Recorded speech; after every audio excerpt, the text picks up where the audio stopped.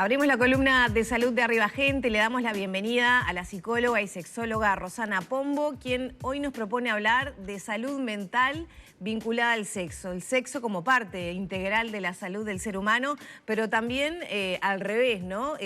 Cómo cuidar la salud mental para tener un buen ejercicio de la sexualidad. Bienvenida, Rosana. Buenos días, ¿cómo les va?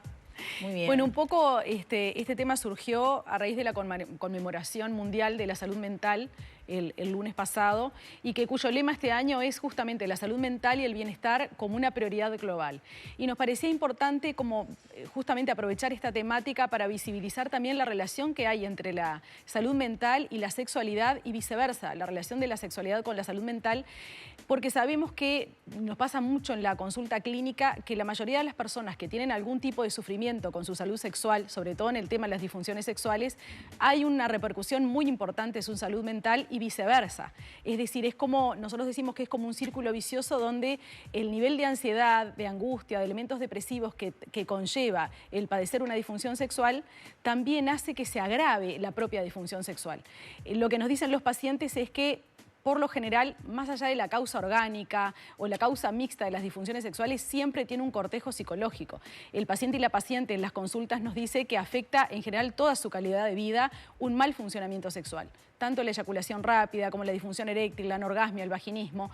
Las personas nos dicen que ocupa mucho tiempo en su mente, que piensan sobre el problema casi todo el día, porque afecta la relación de pareja, afecta el disfrute de la sexualidad, la vivencia de bienestar también en el vínculo, y nos dicen que incluso llega a afectar áreas de su vida como el rendimiento académico, laboral, las relaciones interpersonales. Es bastante frecuente el aislamiento social en los varones y mujeres jóvenes que no logran tener una buena vida sexual por la presencia de estos problemas. Ahora, estamos hablando de personas con algún tipo de enfermedad a nivel de la salud mental, o estamos hablando de personas que, bueno, tal vez se despierta cuando van a realizar el acto sexual. Exactamente, May. ¿Cuál es la diferencia? Justamente, porque a veces pensamos que, bueno, la incidencia de la salud mental es en personas que tienen trastornos de ansiedad o trastornos depresivos que pueden afectar la sexualidad sin duda.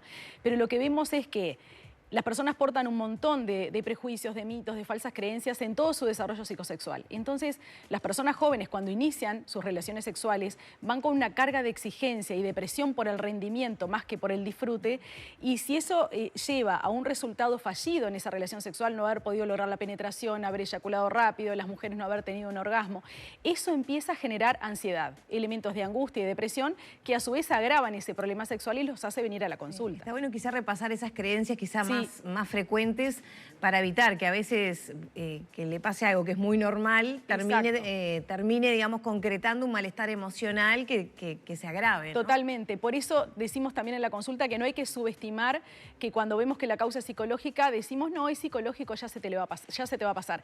Esas creencias, Lorena, son fundamentales en el inicio de la vida sexual y a lo largo de toda la vida sexual de las personas, porque están muy arraigadas y están muy relacionadas al rendimiento. Por ejemplo, en el varón va la primera relación sexual, que nosotros hacemos como la historia, la génesis de esa disfunción eréctil en el varón joven, que de repente nos consulta quizás a veces con 30 años y resulta que en esa primera relación sexual ya llevaba una mochila de falsas creencias relacionadas a que tenía que tener un buen rendimiento sexual cuando era la primera vez, ¿no? Como una persona puede tener experiencia sexual y ir con esas creencias de que tiene que hacerlo todo bien, que tiene que tener una erección adecuada, que la persona, su pareja, tiene que quedar complacida y que eso va a determinar, muchas veces sienten que va a determinar que esa relación prospere o que pueda tener siguientes relaciones sexuales y a futuro una relación de pareja. Ahora, ¿se detecta más en los jóvenes o es a nivel de todas las franjas etarias? Es a nivel de todas las franjas etarias. Quizás esas creencias eran como mucho más pesadas, mucho más rígidas en generaciones anteriores, en personas que hoy tienen más de 50 años, sobre todo en el varón que tenía como todo ese peso, que si bien el varón ha sido siempre como muy estimulado para tener una vida sexual activa, también tenía como ese peso del rendimiento y como esa carga de rendir bien, pero además complacer a la otra persona. Pero hoy, como decimos en columnas anteriores, las personas jóvenes tienen otra carga, también otro peso en el ejercicio de su sexualidad, porque no tienen como digamos, las personas empiezan a tener relaciones sexuales quizás en su primer encuentro con una persona prácticamente desconocida, que quizás la conocieron por las redes sociales, y fíjense que sin haber confianza, sin haber un proceso de conocimiento y de ver qué le gusta a la otra persona, cuáles son las expectativas, ya tienen que tener el rendimiento como si fueran una actriz y actor porno. Es decir, esa es la expectativa con la cual van a la relación sexual. Entonces, esa presión por el rendimiento que nos dicen, esa inseguridad hacen que se provoquen fallos en esos primeros encuentros, que les parece como terrible porque después cómo van a los siguientes encuentros con otras personas nuevas.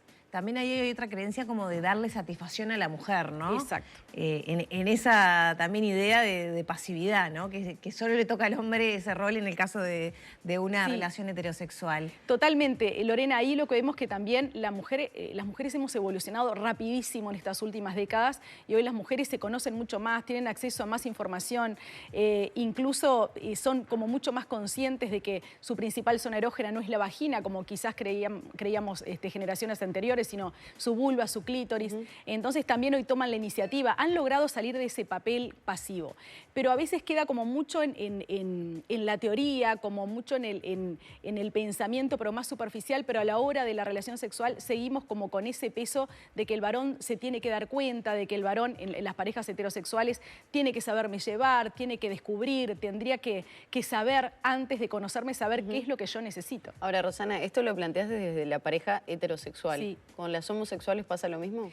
Con las homosexuales sí, incluso nos dicen las parejas homosexuales, o sea, las personas que tienen la orientación homosexual, sobre todo en el varón, creo que en la mujer es más fácil el entendimiento. En el varón nos dicen que es como una relación, que la expectativa es como una relación mucho más carnal y más con una expectativa de rendimiento, de penetración o de diferentes estímulos sexuales, pero no hay tanto desarrollo del vínculo, por lo menos de un vínculo mínimamente afectivo y de confianza donde las personas se sientan cómodas. Hay como una vida sexual, quizás a veces decimos entre comillas como más promiscua en el sentido de que no se espera tanto el vínculo, sino el placer por el placer de la relación sexual. Entonces la expectativa y la presión es mucho mayor, porque lo que siempre decimos es que el varón tiene la creencia de que la relación sexual solo la puede lograr con la penetración, es como falocéntrica. Entonces, si ese pene no está con una erección adecuada, si no hay control eyaculatorio, entonces va a ser un desastre ese rendimiento.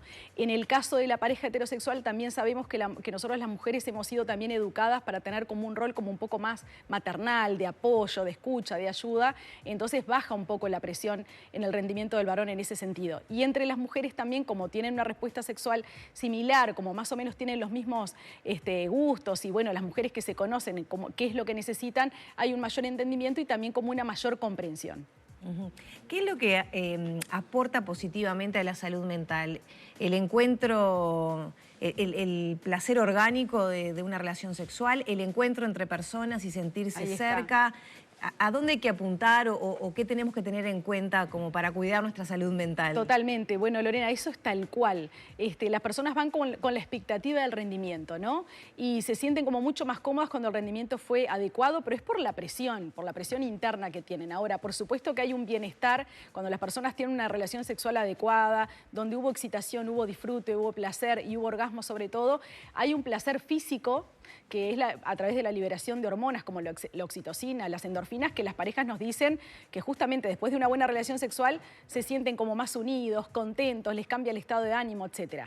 Pero siempre les preguntamos también, por esta exigencia del rendimiento, ¿a qué van a la relación sexual? ¿Van a demostrar algo? ¿Van justamente a sentirse aceptados y aceptadas? ¿O van a un encuentro donde se tienen que dar como varias cosas? Y lo que nos dicen los seres humanos es que van al encuentro, o sea, si lo piensan en profundidad, todos tenemos la necesidad de un encuentro mucho más integral, donde haya más conexión emocional, aunque sea una relación sexual de una sola noche. Más conexión emocional, persona a persona, además del goce físico. Muchas gracias, Rosana. Muchísimas gracias a ustedes.